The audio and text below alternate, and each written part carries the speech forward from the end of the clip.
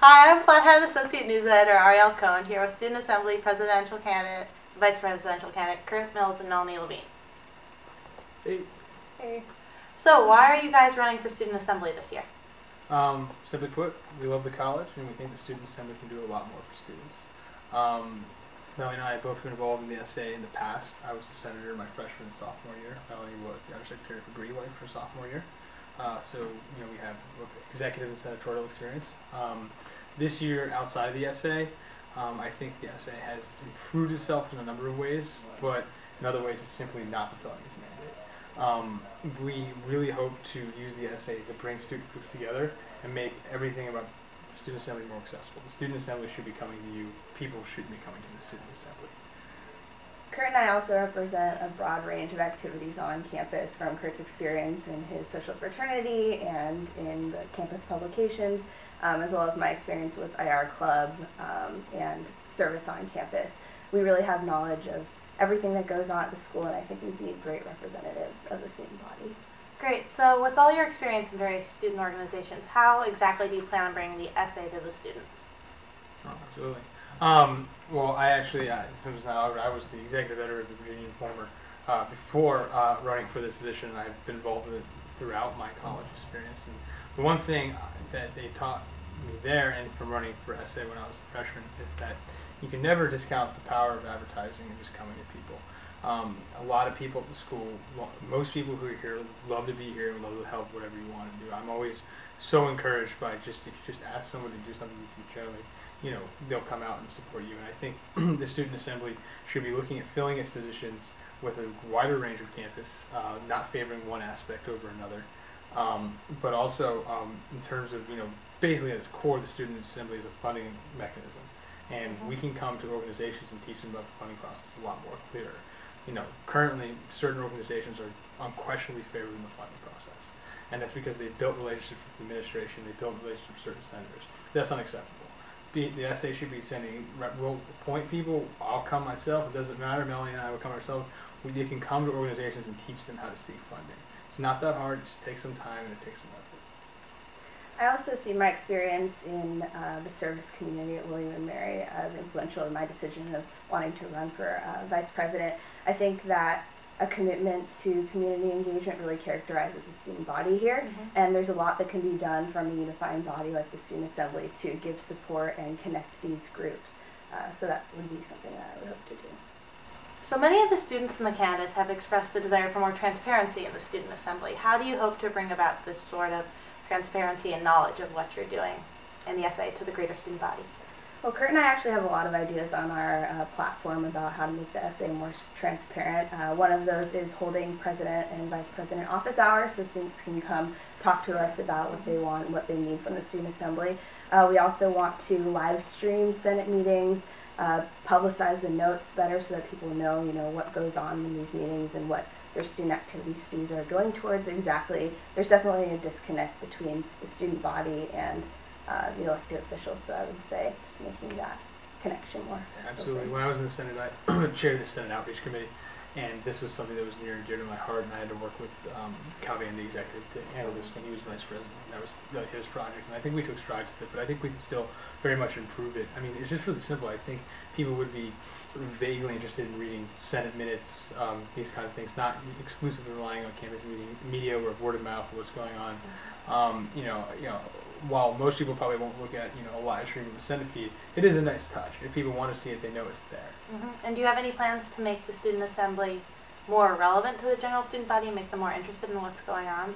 Yeah, absolutely. I think the Student Assembly right now is it's not really being talked about in this campaign because it's kind of uncomfortable to talk about, but it's a bit of a state of crisis. Currently there's only 3 senators running for 4 spots in our class. When you're a freshman, it's like 18 people who kind of throw their name in there, and everybody a lot of flyers does it, and that's not so right now. You really see a great decrease in interest in Student Assembly, and I'm not really sure why that is. I just think it's not being reached out enough. People don't really understand what the Student Assembly is. I'm not someone who was involved at all in student government at high school, and I don't really view Student Assembly as really even student government. Like, it's called that, but I think it's much more like a student union, or should function that way, and it's just about funding groups. So I think, if we are elected, lucky enough to be elected, day one, we have to work on recruitment and bringing the best talent William & Mary has to offer to the SA, and that's a priority of our administration. Okay, great. And then, what would you say your top priorities on your platform are, and how do you plan to sort of get them done? Yeah, start this off. Oh, absolutely. Our top priorities, like pick 3 or like 4, or like what do you? I mean, like we have a lot of ideas. I think something we're really interested in when I'm talking to when I talk to people. I mean, I'm not necessarily fitting one idea over the other. Community engagement, financial reform, and re-upping public affairs here at the school. You know, as Melanie mentioned, she's very interested and involved in the service community here at the school. Another thing I think that we can do in the community that's been great is student political involvement in Williamsburg. When I was a freshman, like first day or like first week, you know, a kid named Matt out to my door and he said, "Do you want to register in Williamsburg?" And that's like kind of a weird thing you like get when you first get here, and like it's kind of fading now. And like he explained to me the whole history of trying to get a student on council, and we were successful. I worked for Scott Foster's campaign when I was a freshman. I was heavily involved in public affairs. I registered people to vote. Public affairs now does a lot more outreach to like Richmond, which I think is good, but I think we should be doing both because you know right now we don't have a candidate for city council. I'm sure you guys all know here at the Flathead. It's been up and down. You know, a lot of people considering it, no one really jumped in. And I think that's unfortunate. I think Scott's been great, and I think we need someone like that in 2014 also to help get Scott reelected. So public affairs, you know, the registration numbers are not acceptable.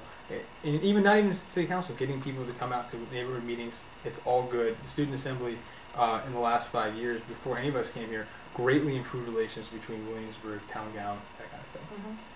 Yeah, I would say one of my top priorities on our platform would be the commitment to enhancing student life through concrete ideas that we've presented, including, you know, improving lighting around campus so that people feel more safe, or moving the scheduling office onto an online platform so that people can more easily schedule meetings or events on campus.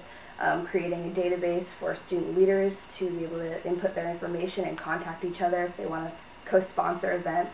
There are just a lot of ways that student life can be improved here, and it'll just be the little things that we promise to do that will really enhance that. Yeah. All right. Although neither of you are on the student assembly, both of you have had some experience in the SA, and a big part of your platform is reform and organization. How do you think your view as sort of a student assembly outsider will help with this reform and organization? How exactly do you plan to do it? Yeah, that's very true. You know, it's always sort of convenient in student political elections and elections in general to like have that outsider mantra, or say you're an outsider. Even when you're like, you know, I think every ticket is going to attempt to say they are have an outside perspective because at the end of the day, what are you running on? But we are the only ticket, I believe. No, there's one other ticket that has completely devoted people in the SA this year. But we do have the experience of the last 2 years. If you're looking for a ticket that is simply to fill a position or to do exactly what the SA is doing right now, then we're probably not your ticket. However, we are really trying to reform it. Reform is at the core of our ticket. So I think how would this, as an outsider right now, help us run the student assembly? I think stepping outside the student assembly was probably the best thing for either Melanie and I, because the student assembly executive, the position of student assembly vice president and president, in my experience of all the SA presidents I've worked with, is way different than being like a class officer or a senator or even the president of your class. It's about bringing different groups together. So in a way, you don't even need that much SA experience to do it. You need to have experience with William & Mary, experience with organizations. And you know, Melanie and I are both juniors. We're, you know, one of the older tickets in the race. We got 2 sophomores running, that kind of thing. I think we know enough about the college to help bring organizations together. Because like no one's against doing that. I just think, you know, certain tickets, and ours in particular, is going to be more effective in accomplishing that goal.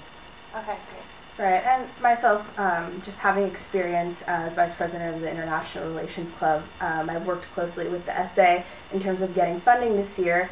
Specifically, we've been trying to expand, and we're starting our first College Model UN conference next year, so it's really important to have that support from the SA.